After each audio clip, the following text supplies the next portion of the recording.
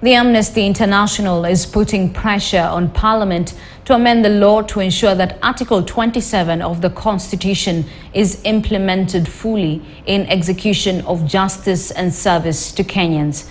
The activists say recent reports show that cases of discrimination have increased by at least 75%, attributing it to harsh economic times in the country.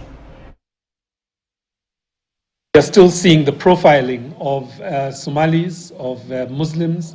We heard a member of parliament tell us the story of how she had traveled out of the country with other parliamentarians, and out of a group of parliamentarians, it is only the Somali Muslim woman in a hijab who was stopped by our immigration. As Amnesty International, we continue to press against this. We feel that it is colonial and it is essentially creating second-class citizens. So we have been looking at, for example, the digital ID project and the UPI project within immigration, with a particular focus that the digital ID must do away with vetting, because vetting has been used to essentially stigmatize and exclude persons from the Somali community and other communities, but particularly from the northeastern.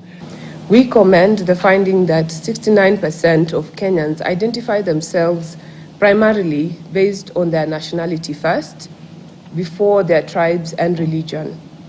This highlights a strong sense of national identity among the populace.